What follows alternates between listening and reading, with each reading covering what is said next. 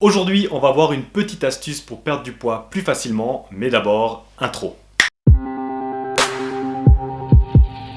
Alors le surpoids, dans nos sociétés, c'est un énorme problème. On entend en permanence que le surpoids a augmenté, qu'il y a toujours plus d'obèses. Mais quand on y réfléchit, c'est pas étonnant. Si tu prends le train de vie qu'avaient les personnes il y a 100 ans, ils avaient des métiers bien plus manuels, ils travaillaient au champ des heures et des heures, alors qu'aujourd'hui, on ne bouge plus du tout. Au travail, tu es assis devant ton ordinateur, à la bibliothèque, tu es aussi assis, tu rentres le soir, tu te poses sur ton fauteuil pour te regarder une petite vidéo YouTube. Et en plus de cela, on est assailli en permanence de publicité pour la malbouffe. Donc le résultat, il est simple, on consomme bien plus de calories que ce que notre corps en utilise. Et le résultat, il est qu'on a une société avec de plus en plus de personnes en surpoids. Alors dans un tel environnement, je pense vraiment qu'il faut essayer d'utiliser des petites astuces pour rendre les choses plus faciles. Parce que oui, honnêtement, moi quand je rentre d'une journée bien chargée, il n'y a rien de mieux que de se poser devant YouTube avec un gros repas. Et donc dans cette vidéo, je vais te parler de petits aliments coupe-faim, car si j'arrive à donner à mon estomac un sentiment de satiété, je serai bien moins tenté de prendre cet énorme repas le soir par exemple. Alors un premier ingrédient coupe-faim, ce sont les algues. Alors quand je dis les algues, ça peut être tout type d'algues, notamment l'agar-agar ou le konjac. Alors ces algues, elles sont vraiment étonnantes car une fois dans ton estomac, elles vont se gonfler au contact de l'eau qui s'y trouve et former une sorte de gel visqueux. Et ce gel, il a deux effets absolument incroyables. Le premier effet est que évidemment ce gel prend de la place, donc ça va te donner un sentiment de satiété. Et un deuxième effet hallucinant de ce gel est que ce dernier va capturer les sucres et les graisses qui se trouvent dans ton tube digestif.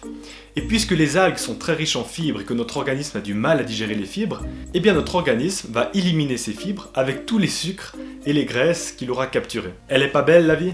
Un deuxième aliment coupe-faim extraordinaire est le baobab. Alors j'avais déjà fait une petite vidéo là-dessus et j'avais notamment beaucoup insisté sur le fait que la moitié de son poids c'était de la pure fibre. Alors il y a deux types de fibres, les fibres solubles et les fibres insolubles. Alors avec le baobab c'est plutôt pratique car c'est 50-50. Alors les fibres solubles, elles se mélangent à l'eau dans ton estomac et elles vont former une sorte de gel. Et ce gel, il va simplement ralentir le passage des aliments de l'estomac à l'intestin et ça va prolonger le sentiment de satiété car la digestion sera plus longue. Et les fibres insolubles, comme leur nom indique, elles ne se mélangent pas à l'eau, elles auront plutôt une forme d'éponge, elles vont donc se gorger d'eau, et ça va prendre beaucoup de place dans ton estomac, et donc là à nouveau, le sentiment de satiété sera bien plus long. On passe à un troisième aliment coupe-faim, à savoir le psyllium. Alors le psyllium, qui est une plante originaire d'Inde, en plus d'être bourrée de fibres, elle contient une petite substance qui en présence de l'eau va aussi former un gel qui aura des effets très similaires aux algues dont on a déjà parlé. Mais je vois bien que tu ne me crois pas, alors allons faire un petit test. J'ai donc mis un peu de psyllium dans ce bol. Je vais ensuite rajouter un peu d'eau. Et je vais maintenant mélanger pendant quelques minutes.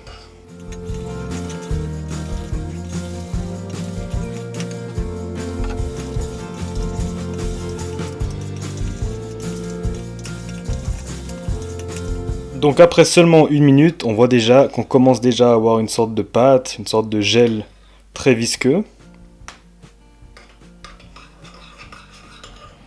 Donc cela fait à peu près maintenant 10 minutes que j'ai laissé reposer. Et on peut voir qu'avec le peu de psyllium que j'avais mis au fond du bol, eh bien on se retrouve maintenant avec une pâte extrêmement épaisse et extrêmement volumineuse. Et on comprend un peu mieux pourquoi le psyllium est un coupe-faim si puissant. Un quatrième aliment coupe-faim est le son d'avoine. Alors tu l'auras bien compris, quand on parle d'aliment coupe-faim, l'aliment ultime c'est les fibres. Et là encore, le son d'avoine est bourré de fibres solubles qui peut attirer jusqu'à 30 fois son volume. Tu m'as bien compris, 30 fois son volume. Et ça amène un point intéressant. On comprend pourquoi la farine blanche et tout ce qui est fait avec, comme la brioche ou les pâtisseries, c'est une catastrophe. Car en fait, un grain de blé, par exemple, est composé de 3 éléments. L'amande, le germe et l'enveloppe. C'est avec cette enveloppe qu'on fait ensuite le son. Et pour faire la farine blanche, eh bien on élimine le germe et l'enveloppe, qui sont en fait les meilleures parties car elles sont bourrées de fibres, et on garde que l'amande.